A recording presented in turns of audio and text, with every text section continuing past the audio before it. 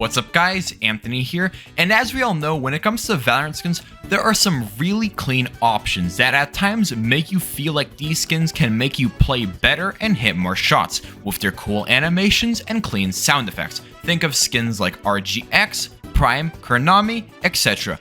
But in this video, we are not going to be talking about all the good skins. Instead, we are going to be talking about the skins that are quite the opposite. The skins that in comparison are either extremely boring or barely have any effects.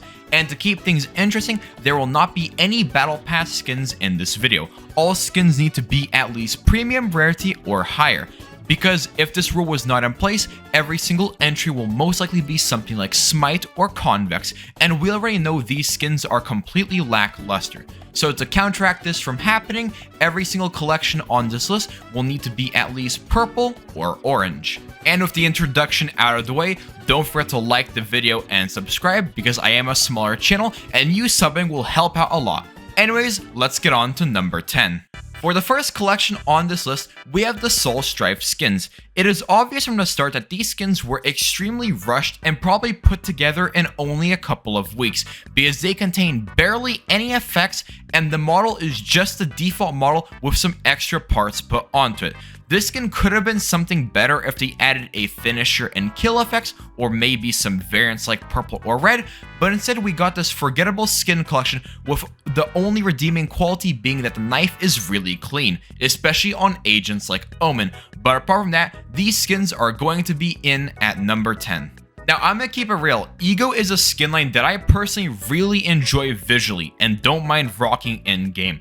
But I think we can all agree that this skin is upcharged for what it is. It is a default reskin with 4 different variants, and that is definitely not worth the $70 price tag for the entire collection, especially when we consider that the knife with default animations is getting sold for the same price as something like the Recon Balisong or Prime Karambit, which is why these skins are going to be coming in at number 9.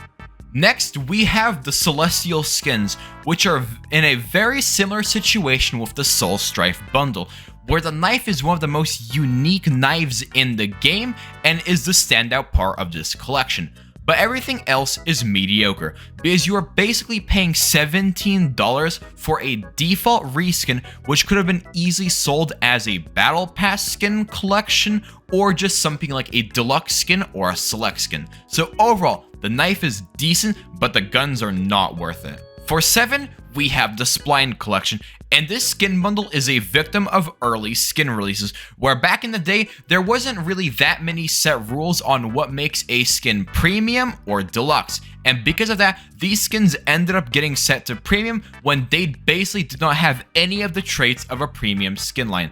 The model and variants might be decent, but the total lack of animations or effects is what makes this one of the most undesirable skins you can get in your shop. And the knife is not much better because it does not have any variants and it uses the very common dagger animations. These skins being outdated is why they are going to be coming in at number 7.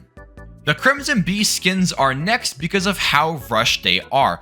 Just like the Soul Strife skins, the guns only contain a kill effect and don't have anything else like a finisher or kill banner or even a custom model. The hammer is the only good part of this collection with its cool burning effect. But apart from that, these skins just kind of feel like the discount version of Elder Flame, where you take off the dragon, you take off the custom model and animations, and literally just slap on a crappy texture on a default model weapon. At number 5, we have Doodlebuds. The gimmick of these skins is that they start out completely blank, but as you get kills throughout the round, the colors slowly get filled in, which could have made it a good skin line if that wasn't the only gimmick for these skins. But unfortunately, it was, meaning that this skin line did not have any finisher, nor did it have a kill banner, which made these skins completely dead on arrival, leaving it as one of the most forgettable skins in the game. If these skins had effects similar to like the Radiant Crisis skins, they could have maybe had a chance,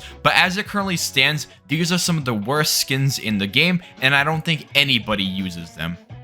Nebula is number 4 because in general how green screen skins have been treated by Riot Games, where They made the green screen aspect of these skins the only unique part and basically left out everything else. They did not add on a finisher, they did not add any custom sound effects, did not add any variants, and they basically expected the green screen aspect to completely carry the skin.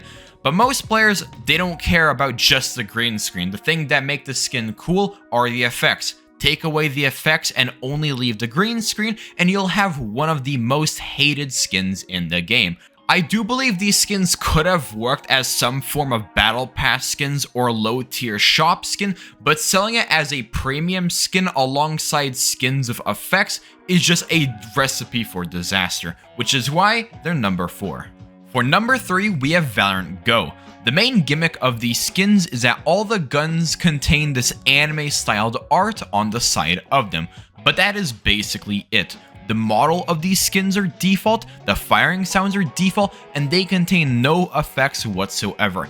Just like I said before, giving some sort of effect would have done wonders to these skins and could have made them interesting and actually worth buying. But as it currently stands, the only people I see using these skins are people who are like extremely obsessed with anime. Maybe a little too much. I forgot to mention, but the knives are actually not bad, but they are not enough to save the rest of this collection. So for that reason, number 3.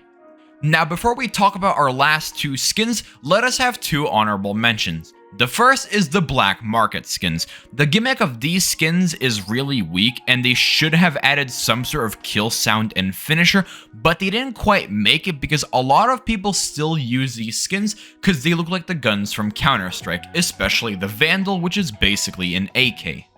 The second honorable mention is the Arcane Sheriff skin. Now you might be wondering why I put this skin here even though lately I've been hyping this skin up, and that's because how about I don't have to explain myself to you? How about I'm allowed to be hypocritical if I want because I can strangle you to death with my bare hand? But the actual reason why the Arcane Sheriff skin is here is because by technicality, it is quote-unquote the worst exclusive rarity skin in the game, being the only exclusive skin without a kill effect or finisher. Now, does this actually mean the skin is bad? No, but I still added it here on this list so I can make people mad for engagement bait. Hate the game, not the player. But finally, for both number 1 and number 2, I have bundled these skins together, and these are the Undercity skins and the Tethered Realm skins, for the simple reason being that they are the most lazy and boring skins in the game. Riot took 2 different good skin lines, took off all the effects that made these skins special, and added a green screen, resulting in a monstrosity that I don't understand how anyone can buy, especially when the original version of these skins exists with different variants and upgrades. And the sad part is about these skins is I do believe Riot could have made them work. If Riot would have released a green screen skin with different shooting sounds and animations, I do believe this could have been a skin line people do not hate, but instead they made these super uninspired looking skins and added a dual wield melee, which people either love or hate with a passion. But it is for all of these reasons why, in my opinion, these are the 2 worst skins in the game, where Undercity is the second worst and Tethered Realms is number 1. But that is basically it when it comes to what I think are the worst skins in Valorant. Comment down below what you personally think are the worst skins, like the video if you did enjoy, and don't forget to subscribe. Anyways, I'll see you guys all in my next video. Goodbye.